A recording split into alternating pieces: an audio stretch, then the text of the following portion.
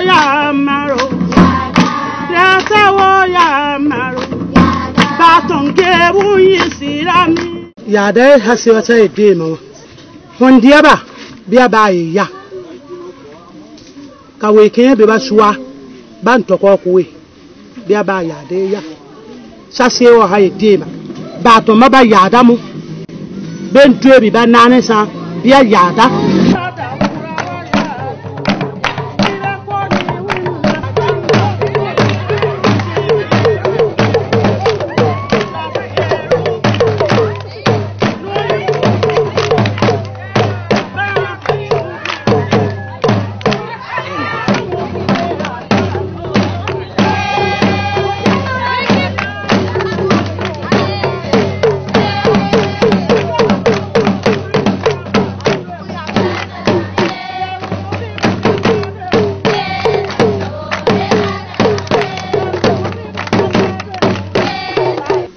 Ya bandabi mun wendi abatabi be ko buku ka dredu bia ba ya mpo ba mene ko ba nyimo ko ba nyiko mu saban ya si duayo am ba anja sane na mi nonke ko ba anja sane ne non dara ko ban ka ya sare ti wo kamo ko ban ka wo kamo ko ban ka ya mu o ban ye yakiri mo ba funya ge bu funya ge ba noni yinwa ba nyiko mu nanka domi nana waru siare nanka mu na temba pe na waru suwa nanka mu Kujidonu waru suwa nankam.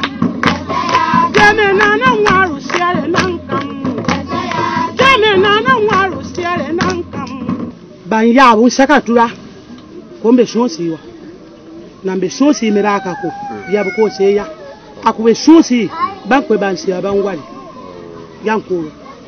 Domin na su wawa. Sibako katore. Mukasera wa. Sibako fiantore. Banya bi toromo. Ungwene bunon dwa nasu suwa bukatore. Ungwene bunon dwa nkase suwa bukatore. Nunkeu gyabo ko katore. Nunkeu gyabo ko mafiantore. Yenkase gyabo ko fiantore. Akube susi wisi ya unon dwa katorwa. Yaada ya mu mi wingi giyebi.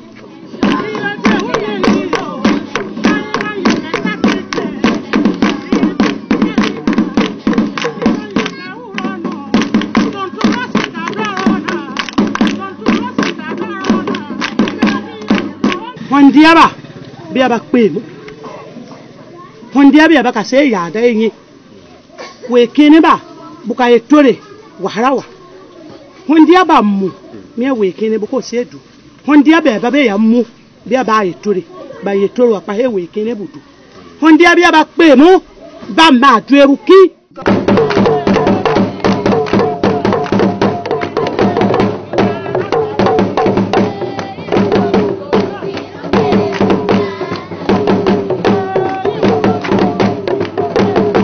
Yaada ya nyanumu tege yiba momo sunwele ya saka mesari mo wendi awi win tueku de mageuwa winga sabo kuma yeuwa yeberu nene tueku nene ya sa nene me ko na ka win Yaada ko yakura beku mo yakura tueku nene mu tege ye sunwele mu ya nakabe bura baka ha boye tia banki ba be mba kutuke genu o ka Yaada ya ba gute man bekura Yaada ma de man yaba de be we kene biami na ni obuwe mba ku de obe kuro munune se